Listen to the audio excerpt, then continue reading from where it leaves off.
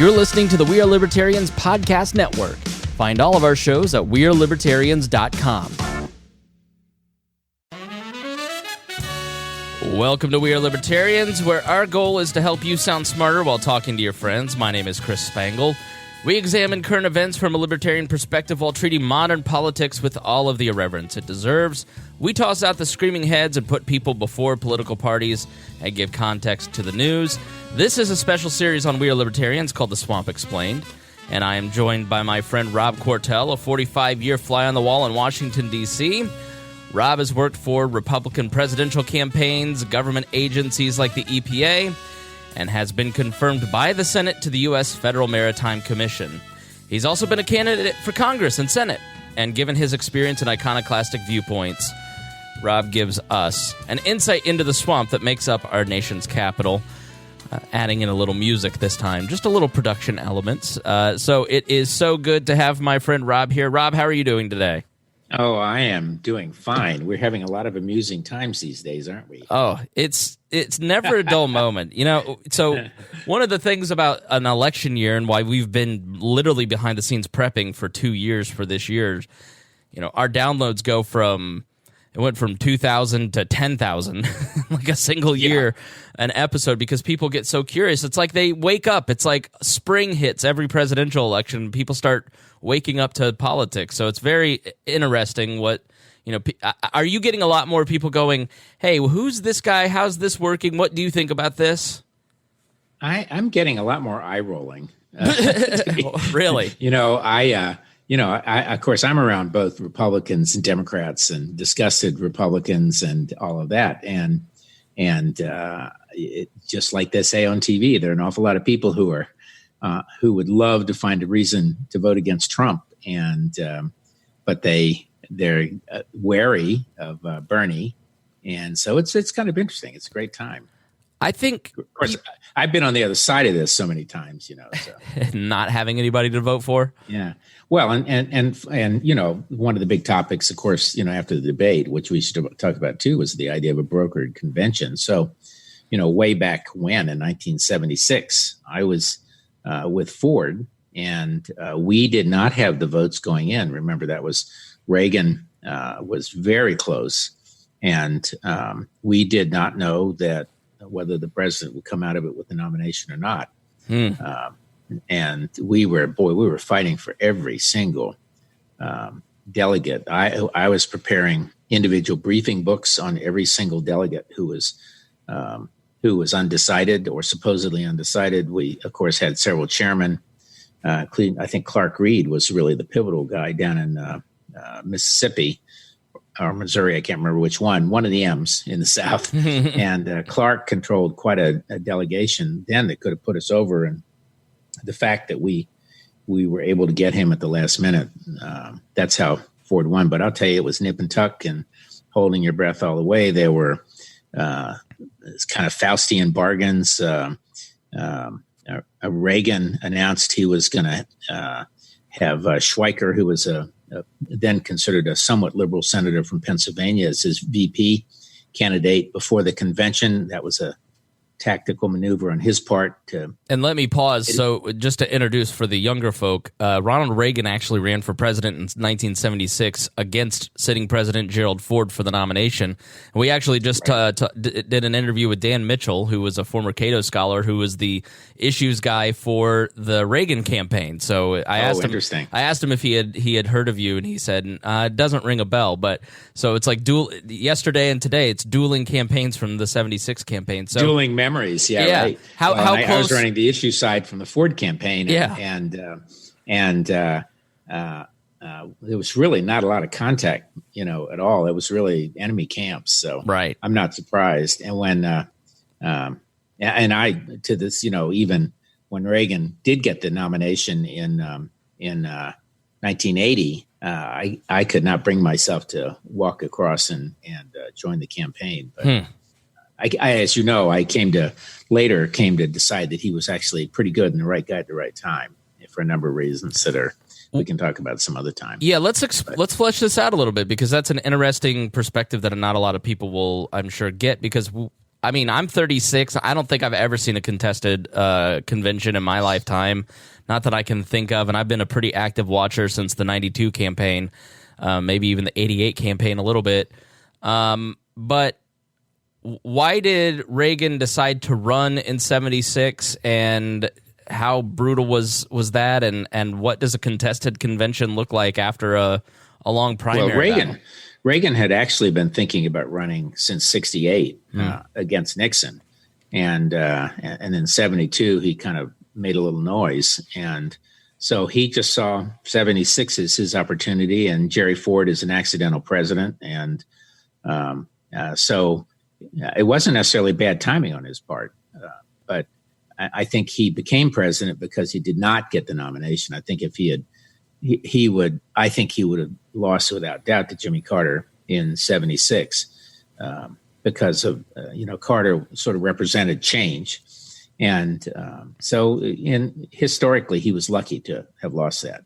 But it was a fight. I mean, it was bare knuckles. Every single delegate was scrapped for. The promises made. Ford basically tossed Nelson Rockefeller over the cliff, and for Dole, and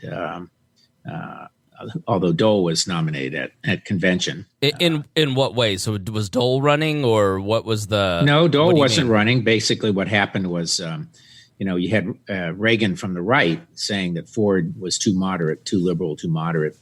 And of course, Nelson Rockefeller represented the Northeastern Republicans, quote, liberal. And so Ford dumped Nelson, who had only been his VP for about a year and a half, 2 years maybe, and went in the convention sort of free to make a deal on that. And then, Bob Dole was senator from Kansas and a war hero and from World War II. So he was sort of a natural, although later on in the campaign, once Ford had won the nomination against Carter, of course, Dole was then blamed partly for the downfall of the campaign in one of his debates. Well, there were a number of incidents. I mean, he really wasn't responsible for any of that, but the campaign would get momentum, and then something would happen and kind of stop, and then get momentum and something would happen and kind of stop. And for example, his Secretary of Agriculture, Earl Butz, made some kind of foot and mouth remark and had to resign in the middle of it. That stopped us dead in our tracks. Ford himself made a remark in the last debate. He was asked about the so-called captive nations. It's a series of small countries which are now independent on the western side, western and southwestern side of Russia. All of those countries, Lithuania, etc. And the official U.S. position was that they were not really captive, and nor part of. They were captive, but they were not part of Russia. And he was asked a question about whether these countries were free or should be free or something. He totally muffed the answer. He gave the official U.S. position, which sounded pretty crappy to most of the public.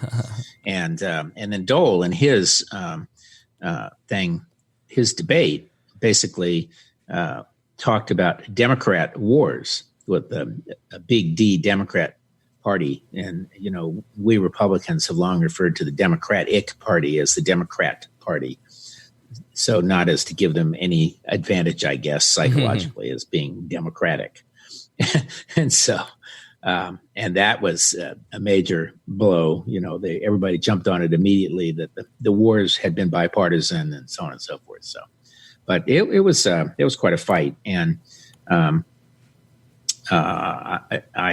think the Democrats are in for their own fight. That's only 5%, maybe 5% of the delegates. Let me go back and let me kind of tease that out before we go to that, because you just hit on something that is constantly playing out, and I think people think, oh, this is a brand new development in politics, but Reagan is governor of California, or has just left the governorship of California, and was a very conservative person, and the idea that was Gerald Ford a moderate? I mean, was Ronald Reagan super conservative? I mean, or was that just a convenient distinction that he could make, saying, oh, he's too weak, because that idea of strong versus weak seems to continually play into politics. A Bloomberg saying Bernie's too weak to run. He's too far left. I'm the moderate choice. I mean, that idea seems to continually pop up in every single election cycle.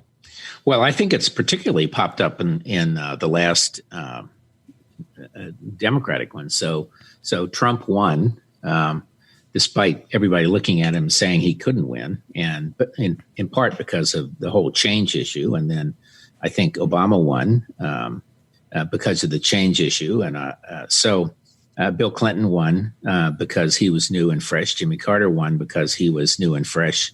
So I think if you look around you look at contemporaneous events, and you're looking at two things. One, what are most voters turned off by rather than what they're turned on by? And then secondly, what are they motivated by? And those are not necessarily the same thing. So it's not always completely predictable, but you've got a situation where we've just gone through months, a year, 2 years of the Democrats hammering on Trump on impeachment and everything else, and losing on the Mueller report, and losing on impeachment, and in my opinion, basically strengthening Trump. Remember impeachment? Remember when that happened? It seems so long ago that impeachment took place. Well, and I have to say Nancy Pelosi has probably put the hammer down on those guys, because you remember that immediately after, everyone was talking about what are the next hearings, and you had Schiff and everybody else threatening to do it. And where's that gone? Just has disappeared. Well, you look at some of the Stone and the Bill Barr stuff, and you see the Democrats salivating for another round of impeachment, and you're just like, guys, what are you doing? Yeah, but I think Pelosi's a shrewd operator. I think she knows there's not a lot of percentage in it. And I'd say that Barr has maneuvered himself around on that issue too. So, but I would not be surprised if they go into brokered convention. But the twist on this, and this is kind of links to the Russian interference, which is that essentially what the Russian MO last time was to whip up a frenzy in social media around the notion that somehow the establishment was going to take it away from Trump and give it to Hillary. And so that was a play on both sides. And they whipped up anti-Hillary stuff with the Sanders people by, again, it was the establishment has taken this away from you, and then they lost Trump. And so, if anything, I have to believe that what the Russian interference right now on Sanders is doing is starting to whip up. The establishment's going to take it away from you again. You're going to go to a brokered convention. You're going to have the most delegates. And then they're going to get these super delegates, 700 people, and steal it from you again. And of course, at the same time, they want to whip Sanders up as the candidate, either as the direct candidate, which I'm beginning to believe could be a mistake for Trump, and or for his people to stay home again or to vote for Trump, like many of them did last time.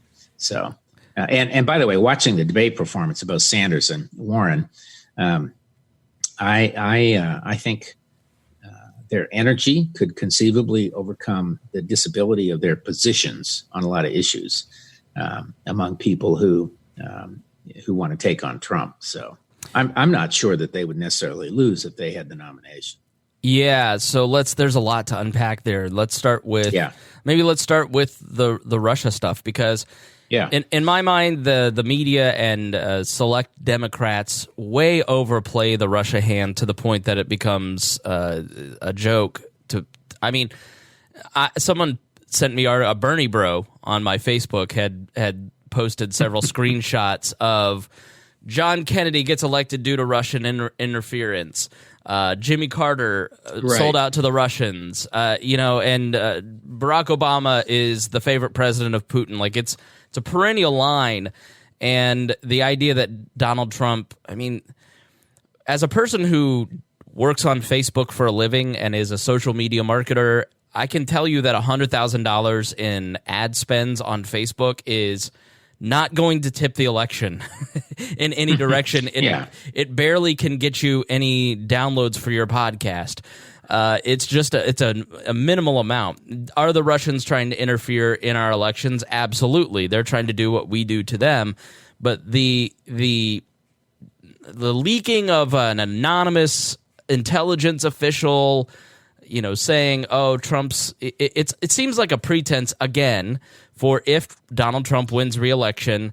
He only won the election because the Russians helped him, and not because Hillary didn't campaign in 3 swing states or because the Democrats nominated Bernie. It seems like the Russians and tech companies have become the scapegoats for why the candidates that the elites hate get elected, as opposed to. I think that's right. The reality is that they're making mistakes. But none of the intelligence agencies or Mueller said that the Russian effort actually carried anyone over the line. And in fact, they said you couldn't tell, but they didn't, basically they didn't believe it. And I suspect that's true. But, Trump is still smarting from losing the popular vote. And he is a conspiracy theorist. So it's easy for him to both mock and support conspiracy theories at the same time. So he's correct that the left and the Hillary people have just not given up. Like a dog with a bone, they are not giving up. He can't possibly have been legitimately elected, and he won, and so they want to believe there's something there. I think we all know that the Russian effort, and it's not just Russians, it's others, is real. We've seen the Saudis engaged in it, and we know East Europeans, and in fact, the Ukraine was involved at some level too. So, and social media is very powerful. I think it's most powerful in ticking people off enough to engage continuously. I have this running Twitter battle on the Jones Act, my favorite topic, right. Sort of have re-engaged in that. And oh my God, I can put something out and all the bad boys all come back at you. And of course I want to sit there and tweet back at them, which I will do sometimes, back and forth and back and forth and back and forth. And you think, I got to go eat lunch. That's the only thing that stops it. So, and there's an awful lot of research, as you well know, MIT and Stanford and Harvard and all these other places, and technology and Carnegie Mellon and on and on and on. It does have an influence, and it is viral, and that's the problem. And it has probably some modest influence on turnout, but in the end, no one believes they actually did it last time. Are they more sophisticated this time? Who knows? And by the way, I think the public tends to think of it not so much in social media terms, but are they somehow infecting the machinery of the election? And I think, honestly, I'm much more worried about the machinery of the election being hacked than anything else. Yeah, meaning going into the online machines. Yeah. Well, just look how screwed up the Iowa caucuses were, and the fact that in Nevada they had to basically ditch their app they were going to use and come up with something else, and still took them too much time to come up with results. Let's touch on that, because you and I've built an app, and I paid a lot more for my app for a radio show than the Iowa people did. Like, you work in technology too. Mm-hmm. Like, when you heard that they spent $63,000, I mean, this is why you cannot have online elections, because the nature of government is they give the contract to the best politically connected, not necessarily the best designers, and they built this app for $63,000 with brand new coders. What else did they expect to happen? It just was laughable. I mean, from a technology perspective, did you just cringe when you started to read the details of that? Well, yeah. And of course, I don't know how much testing they did. It's really hard to test on the battlefield in the middle of the battle as to whether something works. But you can screw up royally on not just small things like that, but on big ones. Remember that if you go back to Romney versus Obama, Romney had this massive, massive data room operation inside a stadium or some massive physical facility in, I think it was Boston, that was supposed to be monitoring state by state, precinct by precinct, captain by captain, and really goose people to try to move voters out and make sure they got to the polls and everything else. And it totally blew up in their face. And that was millions of dollars. So I think the things like this, which are complex systems, require a lot more effort than we think. They're not simple yes or no kinds of things. They're complex, very organic, constantly evolving systems. And there are so many exogenous factors that affect what's going on. You just can't always control for it. So you would think you could, but you can't. That may be the biggest word ever used on We Are Libertarians. What was that? Like exogenous? Yeah. What does that mean? That means things outside of your zone that you can't control that come at you. Like the weather is an exogenous factor for a farmer. Now, I love it. He can anticipate it. He can prepare for it. He can remedy the effects of it, but he can't stop that rain cloud. So not yet. So let's look at the candidates, the Democratic candidates. It is interesting to me that in 2020 we may have an election where an independent senator has the Democratic nomination, or a person who was a Republican 5 minutes ago turned Democrat could be the nominee for the Democrats. And Donald Trump, who was until about 3 years ago a Democrat, now turned Republican as the Republican nominee. And Lord help me, if the Libertarian Party screws this up and nominates some idiot, I will never promote the Libertarian Party again, because this is shaping up to be who's on the lead there. I don't even want to get into it, because they're all so insane and they're jokes. It's not even worth your time talking about the people that are running for president for the Libertarians. I'm really hoping Lincoln. Well, maybe we have you run. Maybe I could do better than any of these jokers. I'm hoping Justin Amash gets in. It's possible, but we'll see.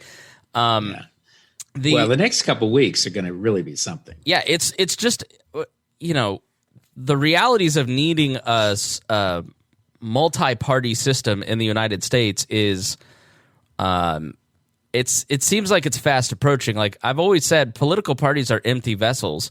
You fill it with whatever you want, and we're seeing that result now. But the parties may put up candidates in the fall that don't necessarily represent the majority of the United States and their beliefs. I mean, how did we get to this point?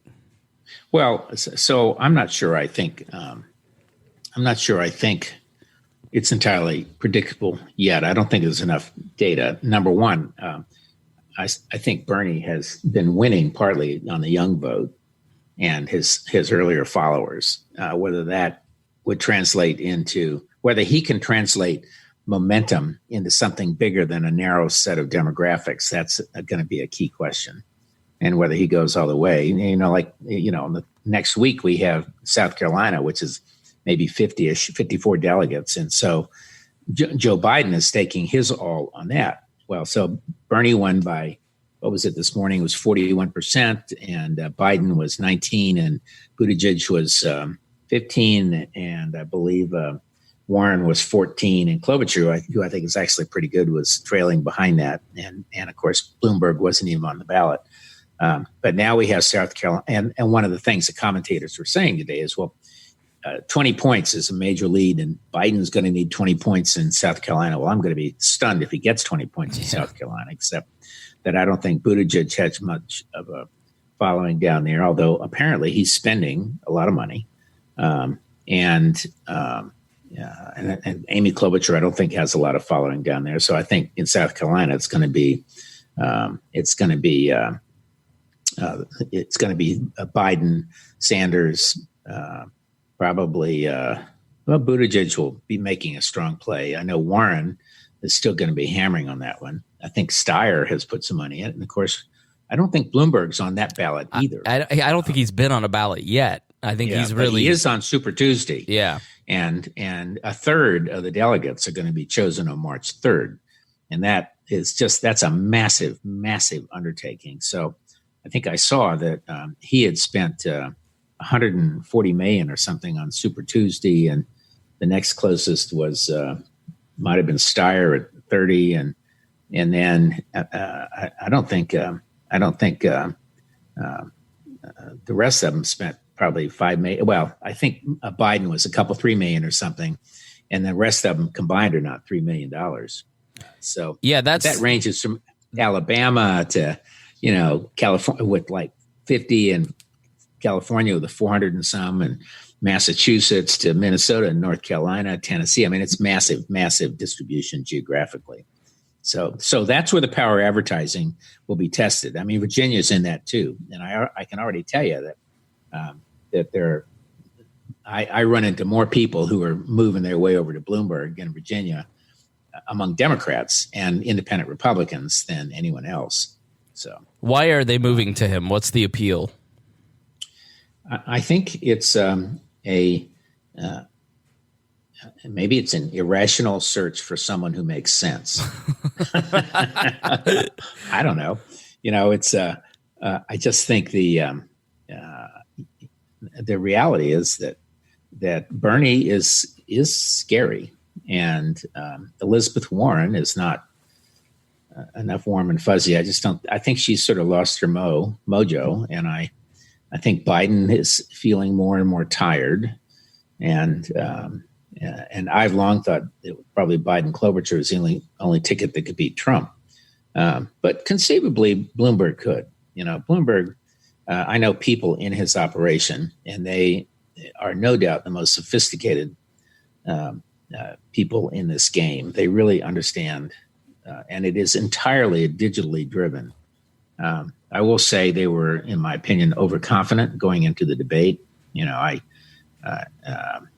My understanding is that they have been practicing debating for weeks, if not months, and thought they had every issue fleshed out. And the evening has started out, and it was pretty clear he didn't have any sea legs. And no, he performed poorly. I mean, Donald Trump. Although the most honest remark was when he said, the main thing I'm thinking is that this is the most ridiculous scene I've ever seen, and it's only going to help elect Donald Trump. Yeah, what a great country. I thought the first hour, he was just abysmal and didn't have any defense for himself. But then once they got into capitalism versus socialism, I felt he really exposed Bernie as sort of a weird-looking kook, and he got under Bernie's skin. Bernie was very prickly and seemed agitated, and I think Bernie Sanders, that was the only debate that I've watched in full so far, and Sanders seemed like he was the worst in terms of being able to fight back because he took it all too personally, and he would do terribly in a debate with Donald Trump, where everybody else kind of had some fight to them. Actually, I came away thinking I had really a very different takeaway from all that. I really felt like he really stood up for himself, and he is very constant. He hammers on the same points every single time. He ignores what he doesn't want to do. That's perfect as a politician. He has passion. I actually came away thinking he was potentially a better candidate against Trump on a debate. Now that doesn't translate necessarily into on the votes, on the road when people have a few minutes to reflect on it and whether there's some kind of interesting alternative third party. But but it was without a doubt the best debate I've ever seen in 45 years. Really? And I know Peggy Noonan wrote a great column about it, saying essentially the same thing in the Wall Street Journal yesterday. And,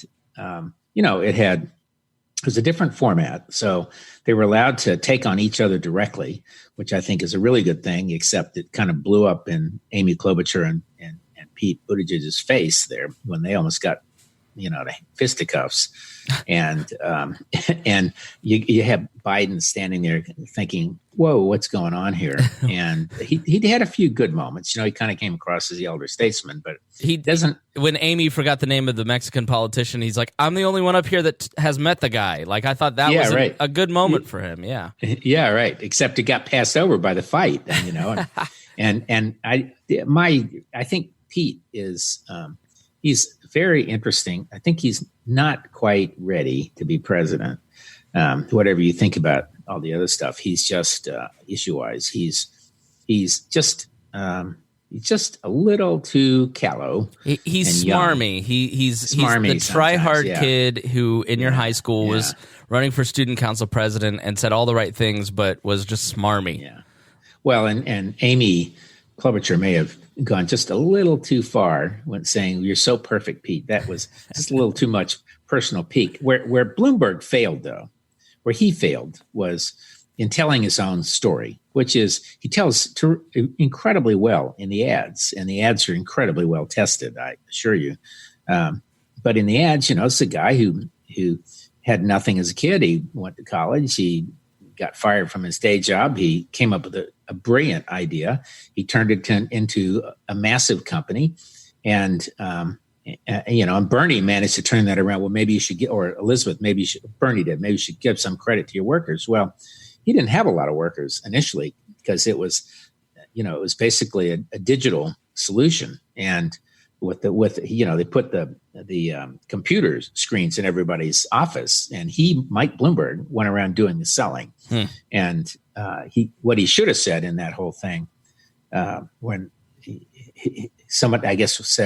Bernie said, should billionaires exist? And he said, yes.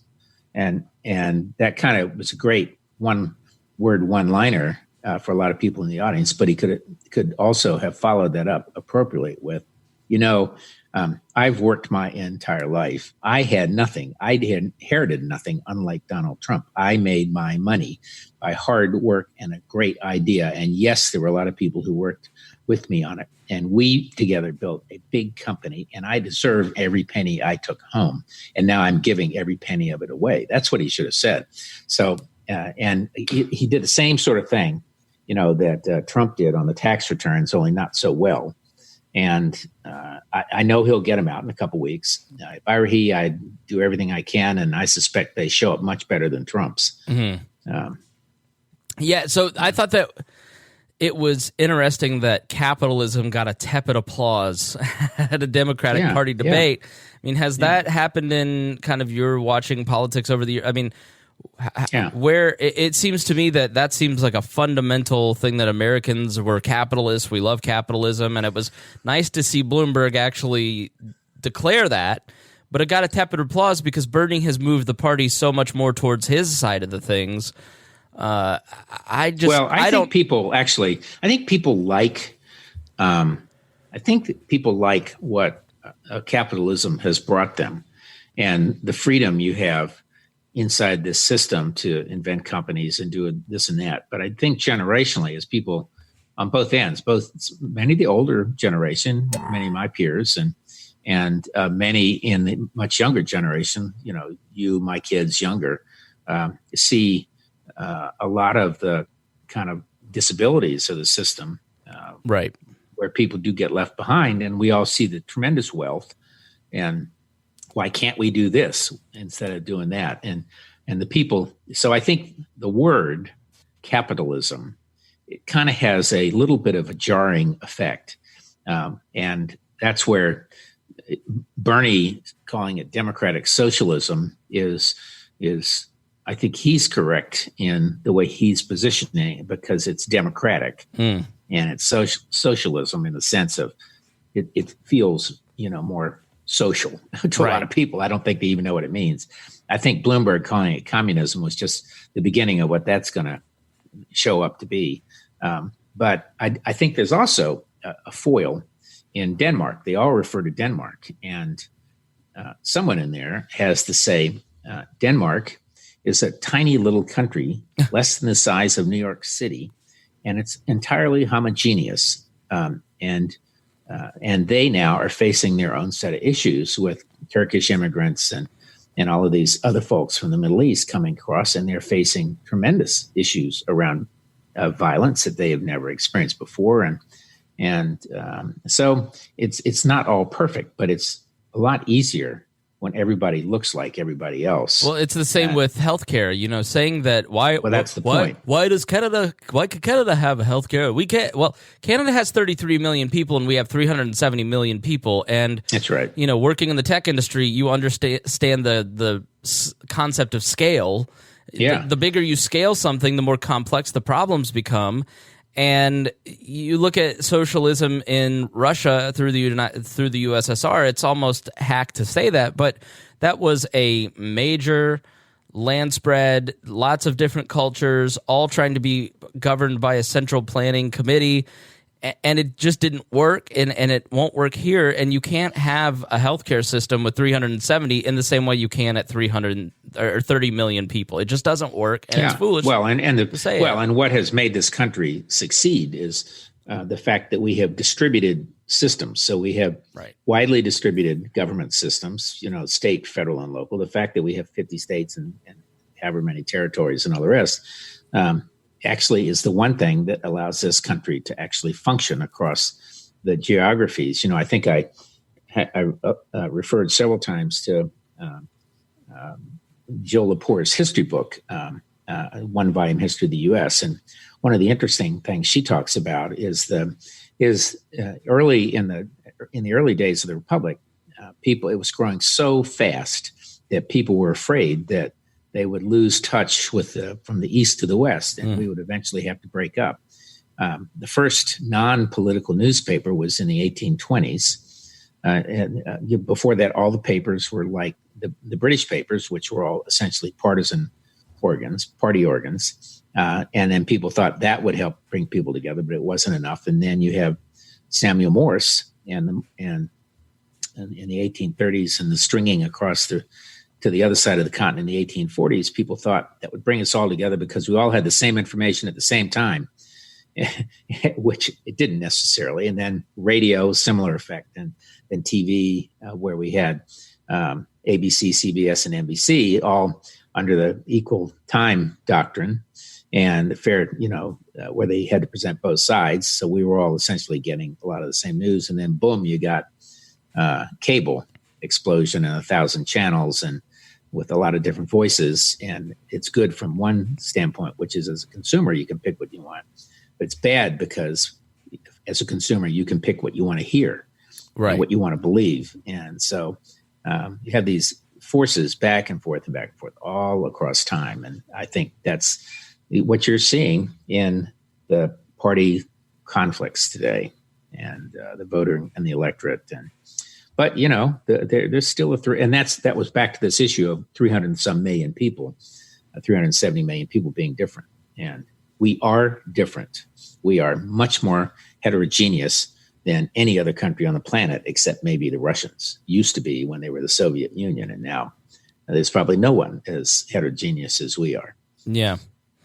So I think it's kind of safe to say at this point, just going through the candidates and people who are probably going to survive the next month, it's probably going to be Bernie, Bloomberg, and maybe Biden, although Biden seems like he's kind of on his last legs. Mayor Pete never really gets above 15%. Amy and Elizabeth Warren are kind of they're there, but they're splitting the vote a little bit, and So let's focus on Bernie, Bloomberg, and let's say Biden. Yeah, and I think Steyer has just got to drop out. That's ridiculous. Yeah. So, part of what Bloomberg is doing, and part of why I say that, is Bloomberg is waging a war of attrition. So he is forcing these candidates to spend money in places that they weren't ready to spend money, places like California or Florida or other places, or Texas. Bernie's in Texas today. And it's because Bloomberg is spending so much damn money that Bernie is having to spend money, and it's going to burn through those smaller campaigns so much quicker. And their name ID is the most important, in my opinion, the most important factor in an election. Well, that's my point that was my point earlier about Bernie and about Bloomberg and the money. You go into this Super Tuesday, it's really literally going to be about advertising. I think.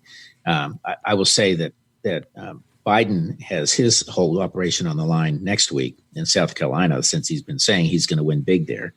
So he sort of has to. And if he doesn't, I think he's out too. Yeah, so it's Bernie and Bloomberg. I mean, let's go back to the brokered convention. Do you think Bernie can just run away with this thing, or do you think Bloomberg can, and Biden, I heard an interesting take on Jake Tapper today where Rick Santorum basically said something I hadn't thought of, like, Biden's saying, I can win in southern states, but if you're in an electoral college fight, who cares if you can win in Alabama? Trump's going to carry that. Like, we need you to win in Pennsylvania, Michigan, Wisconsin, and Bernie can make the claim that he can do that the best, or Bloomberg can. So I just don't think that Biden, his whole appeal was that he was that's the most where electable. I think, though, I do think the election is going to be won up there in the Midwest, the general, and that's where I think their best ticket is probably Biden and Klobuchar. Yeah.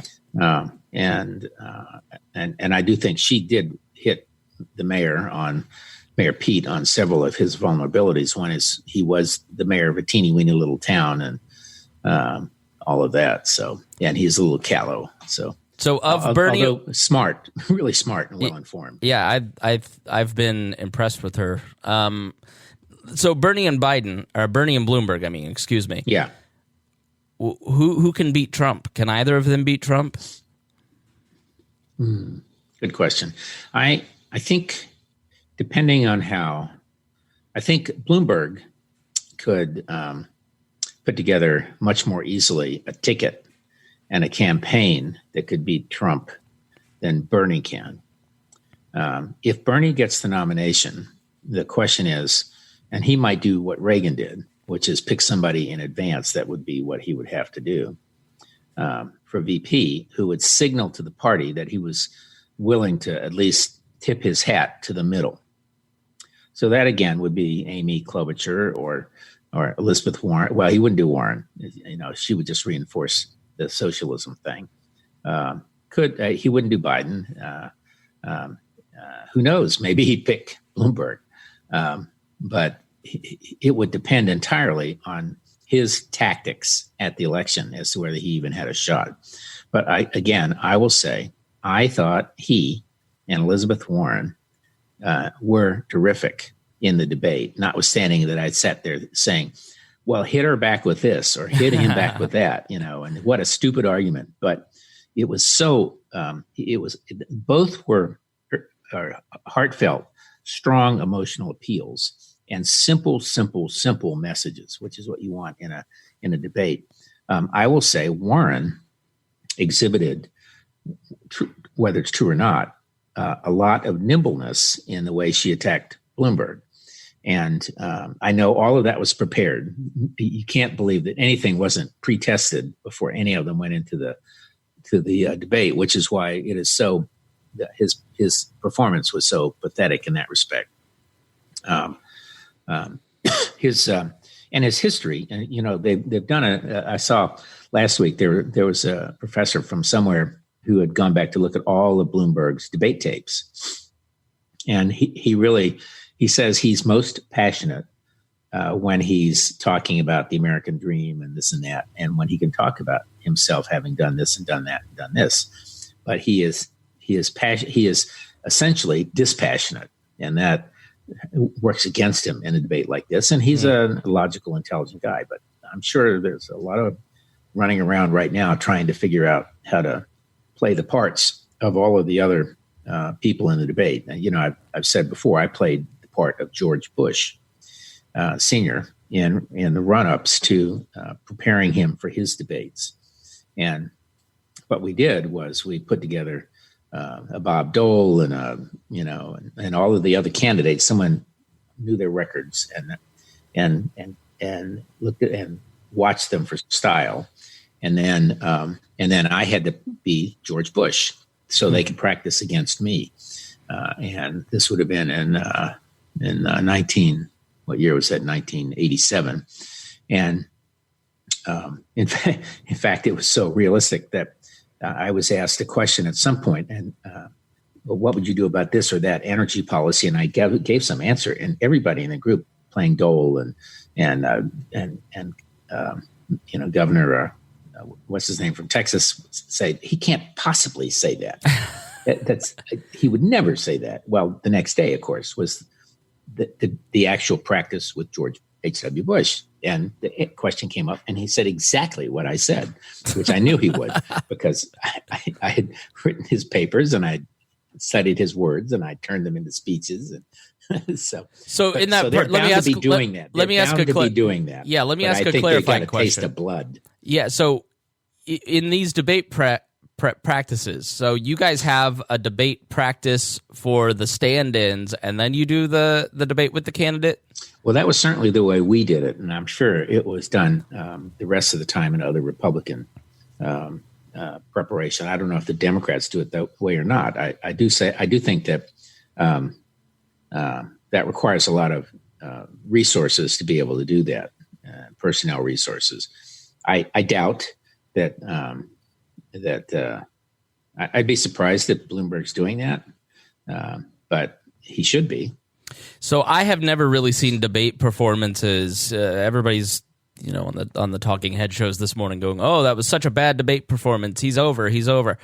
I don't think that it matters. I mean, Donald Trump had one of the worst debate performances in history in that first debate, and he still won the presidency. So I don't necessarily know that the Bloomberg debacle the other night is necessarily going to hurt him, not with regular people who probably didn't even watch the debate. No, I think that's right. I think you're among only a handful of people that I know personally who actually watched it. Right. My wife watched like 5 minutes and went to bed. All these are at like 9 p.m. and I get invited on another Libertarian podcast for their debate recap, and it's always at 11 p.m. And I'm like, I get up at 5:30. I can't do that. Yeah, sorry guys, so do I.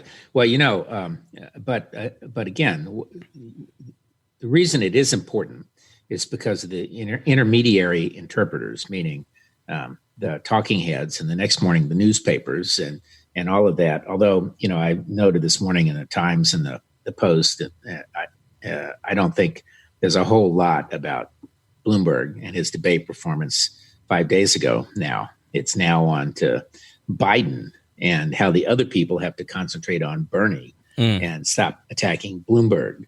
And frankly, for their own good, that's what they should do, because I do think, like you, it's likely to come down to Bloomberg and Bernie, unless Biden can pull it out this week. And you and I should be talking in about 2 weeks about what's coming up. It's going to be a lot of water over this dam. I think nobody that I have seen is talking about, because the media just they won't say this out loud, how good the Trump campaign is and will be, and how much they've learned over the last 4 years. It was a slipshot operation in 2016, and they squeaked by on accident, breaking every fundamental. But I think because they broke every fundamental principle of political science, is led to a campaign now that embraces that as their doctrine.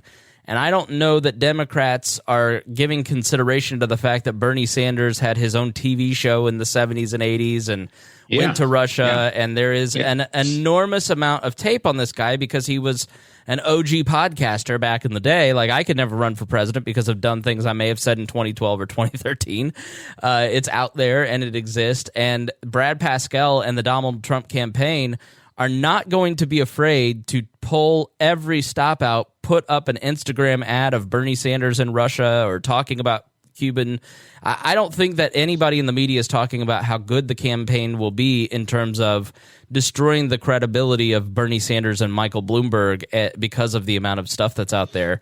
And that is one factor. Now, Trump is always the person who takes 2 steps forward and 3 steps backward because he screws himself up. Yeah. But I think that the Democrats are just they're going into this like 2016. He can't possibly win. We just need to nominate anybody. Howard Dean's like, "Oh, this is in the bag this morning," and I'm like, "You guys are idiots." Their campaign is brutal, and they're going to fight nasty. And Bernie Sanders is the worst one that you guys could put up. But I will say, they can come together. There's plenty of time. A lot can happen in a single day in a presidential campaign. Yeah. And so the reality is as brutal as it is now, it doesn't mean they can't win, and it's happened before. So it's not like it's the first time it would ever happen. Right. No. So there are a lot of things happening this week. Obviously, Barr, Trump's going to India this week. It's promising. He said Modi has promised him 10 million people for an audience, and the stadium holds 175,000. Isn't completed, but he'll probably get a bunch on the streets. And of course, the interesting thing about that is that we don't exactly have a good relationship with India right now. So it's no trade agreement. We slapped massive tariffs on them. So it'll be interesting to see how that all plays out. And bars. Let's go back to the Barr thing, yeah, because I want to ask you. I have not totally followed the Roger Stone, Bill Barr, Donald Trump stuff. I know that they sentenced Roger Stone. They didn't run it up the flagpole to the Justice Department, and the Barr or Trump or somebody felt that Roger Stone was over sentenced and was reduced from 7 to 3 years. What exactly happened, and why is this a controversy? So if you get past all the histrionics, Trump tweeted that, what happened was somehow it leaked out that the prosecutors were going to recommend 7 to 9 years, the local guys. And then the next thing you know, you have a tweet, and then the next thing you have is the prosecutor's recommendation is overridden by the Justice Department at the top, that's too much for what he did and inconsistent. And then Barr says that he had already decided that, and there are an awful lot of people in the legal profession who would agree with him that was overreaching, and who knows, it might have been overturned by the judge. My understanding is that procedurally, the local guys are supposed to run that up the flagpole of the department. And that's not just symbolic. The department has to decide whether that's what they want to go for. And in the end, he got, I think, 2.5 years. And he's got time to put everything in order. And I suspect he's going to stay out for a while. I think they'll probably grant him a retrial. So we'll see on that. But it looks bad. And that's where Barr made the remark that Trump makes his job impossible by his tweets, because in the absence of that, Barr would have reduced the recommendation, overridden the prosecutors, and then there wouldn't have been a whole lot of flap about it. It would have been some, but not quite as much. It was the fact that Trump, the head of the Justice Department, Donald Trump, basically would look like he was interfering in what is supposed to be an independent prosecution. And then Trump went out and said he was a chief law enforcement officer of the United States. So in a lot of ways he is. It's not his job, but his job is to see that the laws of the land are faithfully executed. If you look at the oath. So it's not that he is the literal chief law enforcement officer, but he's the chief person in charge of seeing the laws are enforced. So he's rhetorically close, but it's the kind of stuff that would make Barr's life difficult. And I don't know if I think Barr will stay. I think he probably will. I think they've got an understanding, I suspect. Yeah, the Dennis, who's on our podcast regularly, says, "Oh, he was just chosen because he's Trump's wingman, like Holder was Obama's wingman, and he was there to defend him from the Mueller investigation. He's not truly independent," which is maybe why he said Trump's tweets are making my job impossible. But you don't see many administration officials be critical of Trump and kind of survive that. So I thought that was interesting. Well, and then we kind of, the flip side of that is the impact of Trump on his own nominee, his own people, as we have the former attorney general running for the Senate nomination down now in Mississippi. Is that right? Mississippi? Alabama. Alabama. Jeff right. Sessions. They all look the same, even though I'm a Southerner. So, Jeff Sessions, and be interesting to see what happens with that one too, or if Trump can keep his nose out of it long enough to let the voters have a say.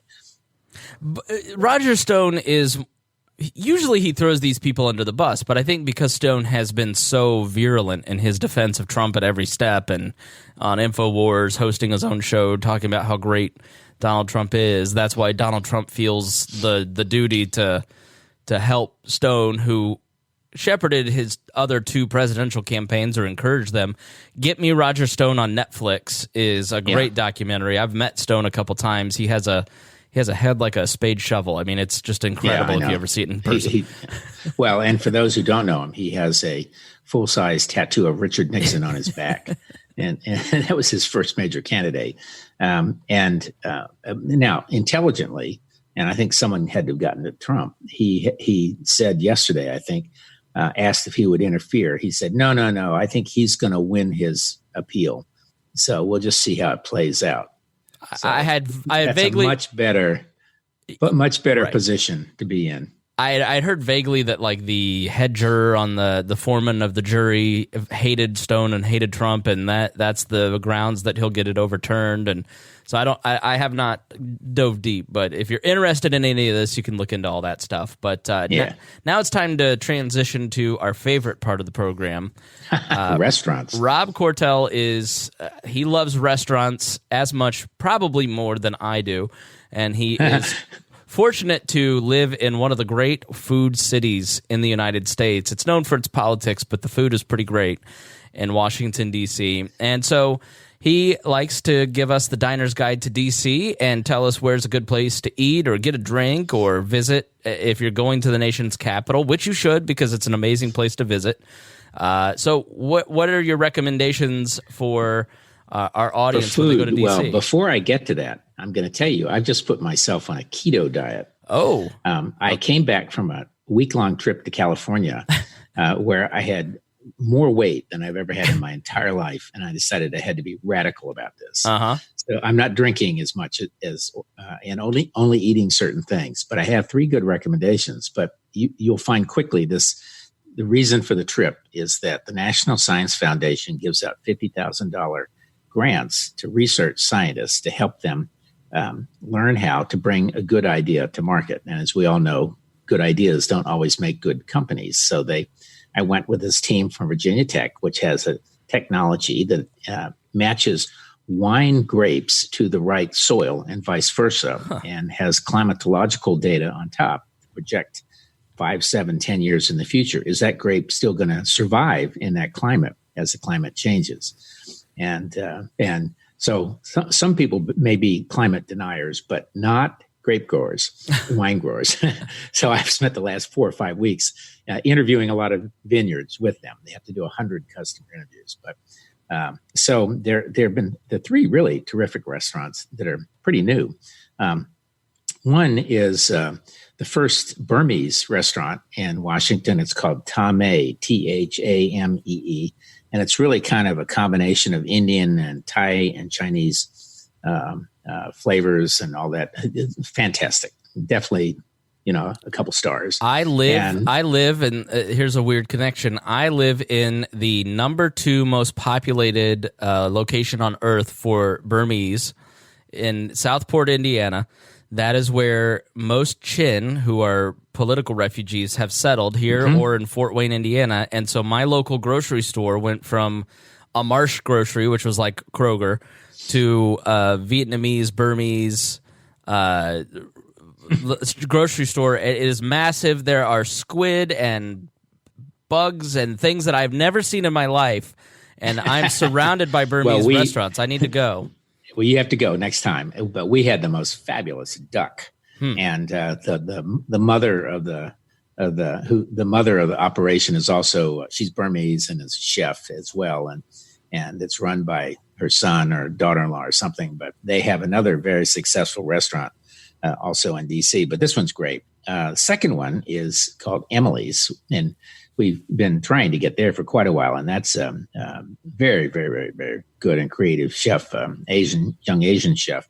But Pièce de Resistance is a new restaurant that has opened in a new little boutique hotel, the Thompson Hotel, across the street from where I'm now living in D.C., where my apartment is, where I am a couple days a month.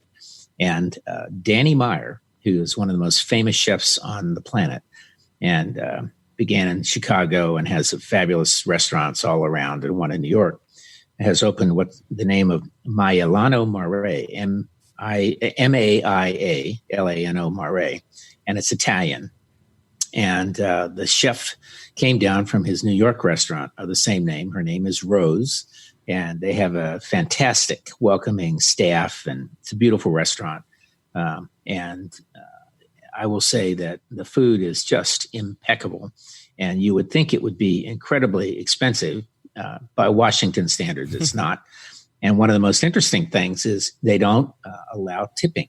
So the tip is built into your the price. So of everything from the wine and the drinks and the pasta and the seafood. But so I've been recommending to my friends that that's their special occasion restaurant. But because it's across the street, I now end up eating breakfast there a fair amount. So is the tip, is it just like, hey, where you're paying 20% whether you like it or not, or is it just like they don't even tell you that you tipped? Who knows what your actual tip is? I typically just double the bill and 20. It actually ends up at about 22%, unless I'm ticked off. And I try not to eat at restaurants again that I'm ticked off, and I try to distinguish between the waiter or waitress and the food. And so I'm guessing it's probably in the 18 to 20% range, but and they share this all. They share profits with the staff, and they seem very happy about it. Although the funny reaction of other restaurants, that the bartenders and the waitresses at other comparable restaurants say, oh, that won't last long. They just don't make so much money. I make so much more money in tips and blah, blah, blah. But I suspect it will last. And Danny Meyer has plenty of creds to do it. But it's a fantastic restaurant, Milano Mare. Interesting. Okay. And it's right on, and we're on the water in D.C. in the ballpark area there. So great. And was there a third, or is that the third? That's the third. Okay. So Emily's, okay. Tame, the Burmese, and Milano Mare. Excellent. All right, Rob, it's always great to talk to you. This was a great conversation, and we appreciate your time so much. And love next week I'll come back. Next time I'll be 20 pounds lighter. You will. Oh, this keto thing is no joke. Like I 15 pounds anyway. I tried to survive it. I lost 10 pounds in the 4 weeks that I did it, but then I was just like, I want a cheeseburger, and I want the bun. I just couldn't do it. All right. Well, thanks so much for joining me. All right. And I appreciate it. Couple weeks. All right, let's talk after Super Tuesday and get some perspective there. All right, thanks for listening to We Are Libertarians, and we will talk to you next.